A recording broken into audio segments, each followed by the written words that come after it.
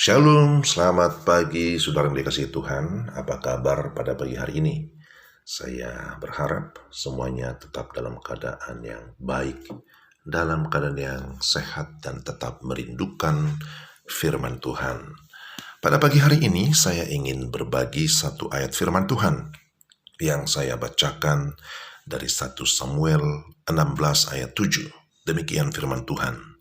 Tetapi berfirmanlah Tuhan kepada Samuel, janganlah pandang parasnya atau perawakan yang tinggi, sebab aku telah menolaknya. Bukan yang dilihat manusia, yang dilihat Allah. Manusia melihat apa yang di depan mata, tetapi Tuhan melihat hati. Demikian firman Tuhan, dan saya berikan tema, Tuhan melihat hati. Ada satu ungkapan yang mengatakan, dalamnya laut bisa diukur, dalamnya hati siapa yang tahu? Sikap sopan dan ramah, serta penampilan lahiriah seseorang tidak menjamin bahwa ia benar-benar baik. Banyak produser film yang menggambarkan orang jahat sebagai orang yang berwajah sangar, bengis, dan kejam, sedang orang baik digambarkan berwajah cakap dan simpatik, tetapi dalam kenyataannya tidak selalu demikian. Banyak orang yang wajahnya cakap, sikapnya sopan dan ramah, pakaiannya perlente, rapi, berdasi, ternyata seorang penjahat, pemerkosa, pencuri, bahkan koruptor kelas kakap. Sedangkan orang yang wajahnya buruk ternyata adalah orang yang baik dan suka menolong.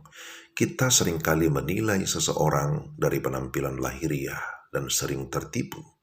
Hanya Tuhan yang mampu melihat isi hati manusia dengan jelas. Bukan yang dilihat manusia, yang dilihat Allah. Manusia melihat apa yang di depan mata, tetapi Tuhan melihat hati. Itulah bacaan kita. Jika dilihat sepintas dari tampak luarnya, kelihatannya tidak ada satu hal pun tentang Daud yang membuat Allah menjadi terkesan. Daud tidak nampak banyak berbeda dengan laki-laki Yahudi seumurnya. Samuel hanya berkata, Daud kemerah-merahan, matanya indah dan parasnya elok. Tetapi secara khusus, dia disebut seorang yang berkenan di hati Allah. Mungkin ini membuat kita berpikir bahwa Daud adalah orang yang luar biasa. Mungkin juga kita sedang bertanya, orang seperti apakah yang Allah pilih dan pakai? Cara Allah memilih seseorang berbeda-beda dengan cara kita memilih orang-orang. Tuhan memilih orang-orang yang tidak berarti dan mengubah mereka menjadi berarti. Kualitas seperti apa yang Allah temukan dalam diri Daud? Kualitas pertama yang Allah lihat di dalam diri Daud adalah spiritualitas atau kerohanian yang baik. Dia adalah seorang yang berkenan kepada Allah. 1 Samuel 13 ayat 14. Artinya Daud adalah seorang yang percaya dan takut akan Tuhan. Ini kualitas yang utama. Kualitas kedua yang Allah lihat dalam diri Daud adalah kerendahan hatinya. Dia seorang yang rendah hati. Mengapa Daud yang dipilih? Karena Tuhan melihat di dalam diri Daud ada hati yang sungguh-sungguh mau bekerja, sungguh-sungguh mau melayani. Mazmur 78 ayat 70, dipilihnya Daud hambanya, diambilnya dia dari antara kandang-kandang kambing domba. Perlu kita perhatikan bahwa seorang hamba tidak peduli siapa yang memperoleh kemuliaan. Dia hanya mau menyelesaikan pekerjaannya. Dan yang ketiga, kualitas ketiga yang Daud miliki adalah integritasnya. Dia memiliki ketulusan hati. Integritas bukanlah sebuah pesona atau tebar pesona, tetapi ini bicara tentang ketulusan. Dia seorang yang bisa dipercaya.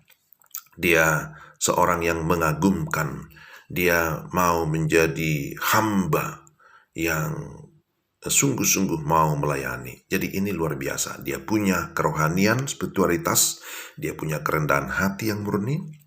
Dia punya integritas, dia punya kejujuran dan ketulusan yang bisa dipercaya. Inilah sesungguhnya yang Tuhan lihat di dalam hati Daud, berbeda dengan saudara-saudaranya yang memang perawakannya cakap, tinggi, ganteng, tetapi ternyata Tuhan tidak melihat hati yang sungguh-sungguh memiliki kerohanian yang baik, integritas, ketulusan, kerendahan hati di antara saudara-saudaranya Daud. Tetapi Daud memiliki kualifikasi, memiliki kualitas yang berbeda, sehingga dengan demikian dia menjadi seorang pilihan yang dipercaya menjadi seorang raja yang menggantikan raja sebelumnya, yaitu Saul.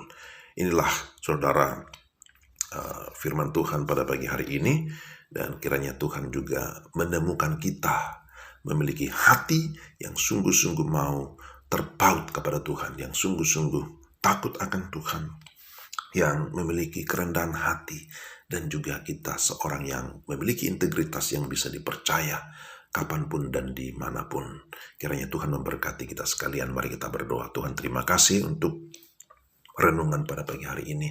Kiranya Tuhan menolong kami, memampukan kami menjalani hidup ini dengan senantiasa bergantung kepada Tuhan, menyerahkan hidup kepada Tuhan, dan mau terus diperbarui oleh Tuhan, mau terus dipakai oleh Tuhan menjadi alat Tuhan dimanapun kami berada. Dalam nama Tuhan Yesus kami berdoa. Amin. Demikian renungan kita. Tuhan memberkati Bapak, Ibu, dan saudara sekalian. Shalom.